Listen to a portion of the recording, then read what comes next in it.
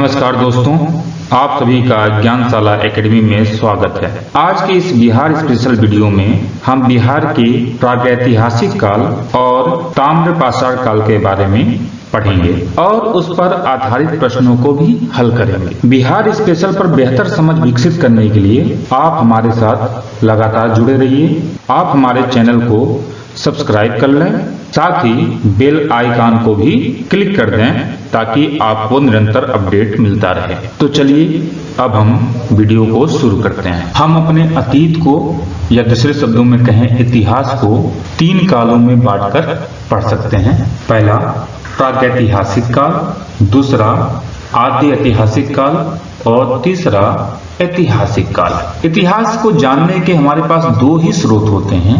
पहला पूरा तात्विक स्रोत और दूसरा लिखित स्रोत, यानी किसी खुदाई में जो हमें साक्ष्य मिले हैं उसके आधार पर या उस दौर के बारे में जो कुछ लिखा गया है उसके आधार पर उस दौर के समाज को हम जान पाते हैं। जिस काल के बारे में केवल हमारे पास पुरातात्विक स्रोत हैं उस काल को हम प्रागैतिहासिक काल कहते हैं। जिस काल के बारे में हमारे पास पुरातात्विक स्रोत और लिखित स्रोत दोनों हैं, लेकिन लिखित स्रोत को हम पढ़ने की स्थिति में नहीं है, हम पढ़ नहीं पा रहे हैं क्योंकि उस दौर की लिपि को हम अभी जान नहीं पाए हैं। ऐसे दौर को आदि ऐतिहासिक काल कहा जाता है। सिंधु सभ्यता इसी के अंतर्गत आता है। ऐतिहासिक काल वह दौर है जिसमें पुरातात्विक और लिखित दोनों साक्ष्य मिलते हैं और लिखित साक्ष्य को हम पढ़ने की स्थिति में हैं। ऐतिहासिक काल को भी हम कई भागों में बांटते हैं, जैसे प्राचीन इतिहास, मध्यकाल इतिहास और आधुनिक काल का इतिहास। प्रागैतिहासिक काल को हम पूरा पाषाण काल, मध्य पाषाण काल और नवपाषाण काल के अंतर्गत पढ़ते हैं। पाषाण शब्द पे ध्यान दीजिएगा, यह मानव सभ्यता की शुरुआती दौर था। इस कारण उस दौर के जो मानव थे वो पाषाण के औजारों का प्रयोग किया करते थे। इस दौर के जो भी औजार मिलते हैं वो पाषाण के मिलते हैं, यानी कि पत्थर के मिलते हैं। इसी कारण इस दौर को पाषाण काल के नाम से जाना जाता है। पाषाण काल को भी 3 भागों में बांटते हैं, पूरा पाषाण काल, मध्य पाषाण काल और नवपाषाण काल। अब हम जब बिहार के इतिहास का अध्ययन करेंगे तब हम प्रागैतिहासिक काल और आदि ऐतिहासिक काल में बिहार कैसा था इसका भी अध्ययन करेंगे। बिहार के वे कौन से जगह हैं जहां पर प्रागैतिहासिक काल और आदि ऐतिहासिक काल के स्रोत मिलते हैं उसे जानेंगे। बीपीएससी के पॉइंट ऑफ व्यू से ये बहुत महत्वपूर्ण है। यहाँ से 1-2 क्वेश्चन आने की संभावना हमेशा रहती है। बिहार में पूरा पाषाण काल के अवशेष जो मिले हैं वो मुख्यतः दक्षिणी बिहार से मिले हैं। अब ध्यान दीजिएगा, गंगा नदी बिहार के बीचों बीच से जाती है और बिहार को 2 भागों में बांटती है, एक उत्तरी बिहार और एक दक्षिणी बिहार। और जो पूरा पाषाण काल के अवशेष मिले हैं वो दक्षिणी बिहार से मिले हैं। इस गंगा नदी को जो मैंने लाइन खींचा है ये सही नहीं है, इसे आप ध्यान न दीजिएगा, बस मैंने आपको समझाने के लिए इस लाइन को खींचा है। जब हम ज्योग्राफी पढ़ेंगे तो हम देखेंगे कि गंगा नदी किन किन जिलों को छूती है। जो पूरा पाषाण काल के अवशेष हैं ये मुंगेर जिला, यहाँ पे ध्यान दीजिएगा, मुंगेर जिला है। यहाँ से नालंदा, ध्यान दीजिएगा यहाँ पे नालंदा है। यहाँ से गया, भागलपुर और पश्चिमी चंपारण से प्राप्त हुए हैं। यहाँ पे ध्यान देना है, जो पश्चिमी चंपारण है दक्षिणी बिहार में नहीं है, उत्तरी बिहार में है, लेकिन पूरा पाषाण काल के जो अवशेष हैं वो यहाँ से भी प्राप्त हुए हैं। तो इस तरह जो पूरा पाषाण काल के अवशेष हैं मुख्यतः दक्षिणी बिहार से प्राप्त हुए हैं, लेकिन केवल दक्षिणी बिहार से नहीं, ये उत्तरी बिहार से भी प्राप्त हुए हैं, जिसमें पश्चिमी चंपारण शामिल है। जो पुरातात्विक अवशेष मिले हैं उसमें कुल्हाड़ी, और ये कुल्हाड़ी पाषाण की बनी होती थी क्योंकि हम लोग पूरा पाषाण काल की बात कर रहे हैं। चाकू, खुरचनी और खुरपी प्रमुख है। पूरा पाषाण काल के बाद का समय आता है मध्य पाषाण काल। मध्य पाषाण काल के जो अवशेष मिले हैं वो मुख्यतः मुंगेर से मिले हैं। ये देखिए मुंगेर, और जो औजार प्राप्त हुए हैं वो भी पत्थर के हैं पूरा पाषाण काल की तरह, लेकिन पूरा पाषाण काल में जो औजार थे वो बड़े आकार के थे और भद्दे थे। जो मध्य पाषाण काल के अवशेष हैं वो अपेक्षाकृत सुंदर और आकार में छोटे तथा नुकीले हैं। इसके बाद का समय आता है नव पाषाण काल, और नव पाषाण काल के जो अवशेष मिले हैं ये बहुत इंपॉर्टेंट है। नव पाषाण काल के अवशेष कहाँ से मिले हैं ये बीपीएससी अक्सर पूछता है। तो नव पाषाण काल के जो अवशेष मिले हैं वो सारण जिले के चिराद एक स्थल है, वहां से वैशाली के चेचर और कुतुबपुर से, रोहतास के सेनुवार से, पटना के मनेर तथा गया जिले से प्राप्त हुए हैं। नव पाषाण काल के बाद का जो समय आता है ताम्र पाषाण काल का आता है। ताम्र पाषाण इसलिए क्योंकि इस समय एक तरफ पाषाण के औजारों का उपयोग हो रहा होता है, दूसरी तरफ उस समय तांबे की जानकारी होने के चलते तांबे के भी औजार प्राप्त होते हैं। न केवल औजार प्राप्त होते हैं बल्कि और बहुत सारी चीजें तांबे की यहाँ पे मिलती है। सिंधु घाटी सभ्यता को भी ताम्र पाषाण सभ्यता कहा जाता है।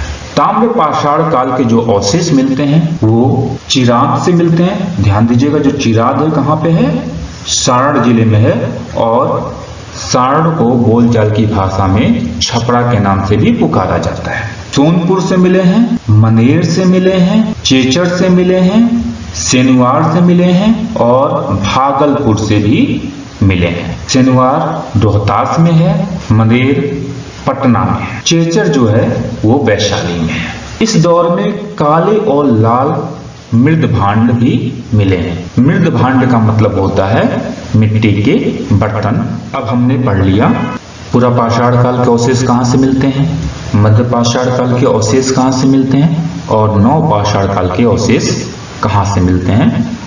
इसके बाद जो सभ्यता आती है बिहार में वो वैदिक सभ्यता होती है, या उसके बाद महाजनपद का दौर शुरू होता है। अब हम थोड़ा सा बिहार के बारे में जान लेते हैं।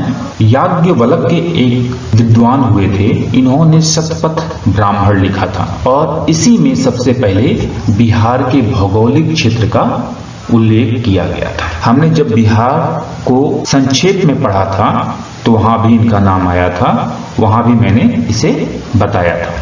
शतपथ ब्राह्मण में गंडक नदी को सदानीरा नदी कहा गया है। ये बहुत इंपॉर्टेंट है, कई बार प्रश्न पूछा गया है कि गंडक नदी का प्राचीन नाम क्या है, तो आंसर होगा सदानीरा नदी।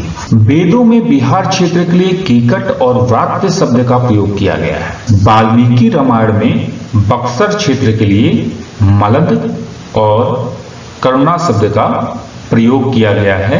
इसके अनुसार ताड़का वध यही हुआ था। आप लोग याद कीजिए, जब आप रामायण पढ़ते होंगे तो ताड़का का नाम आपने पढ़ा होगा, और प्रभु राम ने ताड़का का जो वध किया था वो बक्सर क्षेत्र में ही किया था। वायु पुराण में गया में असुरों का राज होने की बात कही गई है। अब इसके बाद थोड़ा सा हम महाजनपद काल को भी देख लेते हैं। बौद्ध धर्म की प्रमुख पुस्तक है अंगुत्तर निकाय। इससे हमें महाजनपद काल के बारे में जानकारी मिलती है। अंगुत्तर निकाय में 16 जनपदों का उल्लेख है, जिसमें से 3 बिहार में थे। अब यहाँ एक बार हम देख लेते हैं कि वो 16 महाजनपद कौन कौन से थे। तो देखिए अंग यहाँ पे मगध, वज्जी। इतिहास में इस बात को हमेशा ध्यान रखिएगा कि एक नाम के कई उच्चारण मिलते हैं। ये जो तीनों महाजनपद थे ये बिहार में थे। जो अंग था इसकी राजधानी थी चंपा। मगध जो महाजनपद था इसकी राजधानी थी राजगृह। वज्जी 8 कुलों का संघ था और अलग अलग कुल के अलग अलग राजधानी थी। इसमें लिच्छवी प्रमुख था और लिच्छवी की राजधानी जो थी वो वैशाली थी। इसके बाद एक महाजनपद था मल। मल की राजधानी थी कुशीनारा, जो वर्तमान में कुशीनगर के नाम से प्रसिद्ध है। एक महाजनपद था काशी, अगला था वत्स, अगला था सूरसेन, कौशल, पंचाल, मत्स्य, अवंती, चेत, गंधार, कंबोज और अस्मक। ये 16 महाजनपद थे जिनका उल्लेख अंगुत्तर निकाय में मिलता है। कौशल जो प्रदेश था ये वर्तमान में जो अयोध्या है, श्रावस्ती है, इन प्रदेशों में विस्तृत था और कौशल प्रदेश की जो राजधानी थी वो श्रावस्ती थी। और थोड़ा डिटेल में पढ़ें तो कौशल प्रदेश को भी 2 भागों में बांटते थे। उत्तरी कौशल की राजधानी श्रावस्ती थी और दक्षिणी कौशल की राजधानी साकेत, वर्तमान में जिसे फैजाबाद के नाम से जाना जाता है। अब फैजाबाद का नाम भी बदल दिया गया है, अब उसका नाम अयोध्या हो गया है। जो पंचाल महाजनपद था इसे भी 2 भागों में बांटते हैं, उत्तरी पंचाल और दक्षिणी पंचाल। उत्तरी पंचाल की राजधानी अहिच्छत्र थी और दक्षिणी पंचाल की राजधानी कामपिल्ले। तो ये बहुत इंपॉर्टेंट है। इस 16 महाजनपद विशेष रूप से कौशल, पांचाल, सुरसेन, कुरु, मगध, अंग, वत्स, काशी और वज्जी। जो वत्स महाजनपद था उसकी राजधानी कौशाम्बी थी। जो वज्जी संघ था वो 8 कुलों के संयोग से बना था, मैंने अभी जस्ट बताया आपको। इसमें से 4 कुल जो थे बहुत महत्वपूर्ण हैं, विदेह, वज्जी, लिच्छवी और यात्रिक, कहीं कहीं सात्रिक के नाम से भी इसे पुकारा जाता है। इसी यात्रिक कुल में भगवान वर्धमान महावीर का जन्म हुआ था। वर्धमान महावीर की जो माता थी वो लिच्छवी गणराज्य के जो प्रमुख थे उनका नाम था चेटक और ये चेटक की बहन हुआ करती थी। आइए अब इस अध्याय पर आधारित प्रश्नों को देखते हैं। पहला प्रश्न है, निम्नलिखित में से किससे बिहार में स्थित महाजनपदों के बारे में जानकारी मिलती है? पहला विकल्प है अष्टाध्यायी, दूसरा विकल्प है शतपथ ब्राह्मण, तीसरा विकल्प है अंगुत्तर निकाय, चौथा विकल्प है कल्पसूत्र और ई विकल्प है उपयुक्त में से कोई नहीं अथवा 2 या 2 से अधिक। हमने अभी पढ़ा है कि अंगुत्तर निकाय में 16 महाजनपदों के बारे में बताया गया है और शतपथ ब्राह्मण में पहली बार बिहार का भौगोलिक वर्णन किया गया है। तो इसका उत्तर हो जाएगा अंगुत्तर निकाय यानी कि विकल्प सी।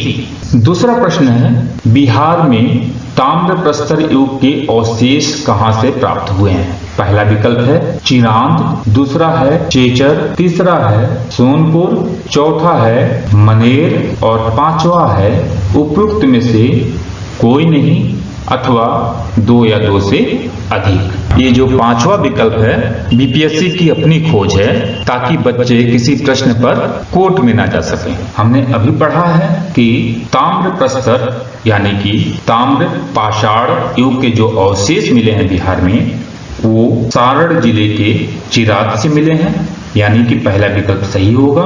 वैशाली के चेचर से मिले हैं अर्थात विकल्प बी भी सही होगा। गया के सोनपुर से मिले हैं यानी विकल्प सी भी सही होगा और पटना के मनेर से भी मिले हैं यानी कि विकल्प डी भी सही होगा। देखा जाए तो चारों विकल्प सही है तो आंसर हमारा हो जाएगा ई अर्थात उपयुक्त में से कोई नहीं या 2 या 2 से अधिक। यहाँ देखिए चारों विकल्प सही है तो 2 या 2 से अधिक इसका आंसर सही है तो आंसर हो जाएगा ई। अगला प्रश्न देखते हैं, प्रश्न संख्या 3, वेद में व्रात्य शब्द का प्रयोग किस जगह के लिए किया गया है? तो यहाँ ध्यान दीजिएगा, व्रात्य शब्द बिहार के लिए प्रयोग तो किया ही गया है लेकिन बिहार में किस क्षेत्र के लिए? तो इसका उत्तर होगा मगध। तो व्रात्य शब्द का जो प्रयोग किया गया है वो मगध क्षेत्र के लिए किया गया है। विकल्प देखते हैं, पहला विकल्प है विदेह तो गलत हो जाएगा, दूसरा विकल्प है मगध ये सही हो जाएगा, तीसरा है कुरु, कुरु तो बिहार में था ही नहीं, ये पश्चिमी यूपी या दिल्ली का प्रदेश था जिसकी राजधानी इंद्रप्रस्थ हुआ करती थी। चौथा अंग ये भी गलत होगा, पांचवा है उपयुक्त में से कोई नहीं या 2 या 2 से अधिक। जब एक विकल्प सही है केवल तो आंसर बी ही होगा, आंसर हो जाएगा बी। अगला प्रश्न, प्रश्न संख्या 4, छठी ईसा पूर्व में भारत में 16 महाजनपदों का उल्लेख मिलता है, इनमें से बिहार में कौन स्थित थे? हमने भी पढ़ा है कि पूरे भारत में 16 महाजनपदों का उल्लेख मिलता है और किस पुस्तक में मिलता है? अंगुत्तर निकाय में। इसके अलावा भी कई पुस्तकों में मिलता है, ठीक है, उसे हम आगे देखेंगे। जो अंगुत्तर निकाय में महाजनपदों का उल्लेख है उसमें से 3 महाजनपद बिहार में स्थित थे। उनका नाम था अंग, मगध और वज्ज। अब हम विकल्प देखते हैं। पहला विकल्प दिया गया मल कुशीनगर के आसपास का क्षेत्र था और इसकी राजधानी कुशीनारा थी, यानी कि कुशीनगर। तो ये तो होगा नहीं, ये बिहार में नहीं था। दूसरा मगध बिल्कुल था। सी अंग था और इसकी राजधानी थी चंपा। डी वज्ज बिल्कुल सही है। तो देखिए बी सी डी तीनों सही है, यानी 2 या 2 से अधिक सही है। तो विकल्प हमारा ई सही होगा, जो है उपयुक्त में से कोई नहीं या 2 या 2 से अधिक। तो आंसर हो जाएगा हमारा ई। अगला प्रश्न है प्रश्न संख्या 5। अंग महाजनपद की राजधानी थी। अभी हमने पढ़ा कि बिहार में 3 महाजनपद थे, अंग, मगध और वज्ज। बहुत इंपॉर्टेंट है, अक्सर प्रश्न पूछा जाता है इससे। और ये जो प्रश्न है ये बीपीएससी का आया हुआ प्रश्न है। यहाँ पूछ रहा है अंग महाजनपद की राजधानी क्या थी। तो अंग महाजनपद की जो राजधानी थी वो चंपा थी। मगध की जो राजधानी थी वो राजगृह थी तथा जो वज्जी संघ था वो 8 कुलों से मिलकर बना था और सबकी अलग अलग राजधानियां हुआ करती थी। विकल्प है ए चंपा सही होगा, अंग की राजधानी चंपा ही थी। बी राजगिरी, ये मगध की राजधानी हुआ करती थी, गलत होगा। पावापुरी, ये भी गलत होगा। डी कौशाम्बी, ये भी गलत होगा। कौशाम्बी वत्स की राजधानी हुआ करती थी। एक जब केवल एक सही है तो ई तो सही होगा ही नहीं, या तो इनमें से कोई ना सही हो तब ई सही होगा या एक से ज्यादा सही हो, क्योंकि ई कहता है उपयुक्त में से कोई नहीं या 2 या 2 से अधिक। इस बात का बिल्कुल ध्यान रखिएगा, बिहार के पेपर में हर क्वेश्चन में विकल्प ई होगा और वो एक ही होगा, उपयुक्त में से कोई नहीं या 2 या 2 से अधिक। उम्मीद है यह वीडियो आपको पसंद आया होगा। फिर मिलते हैं एक नए वीडियो के साथ, तब तक के लिए नमस्कार, जय हिंद।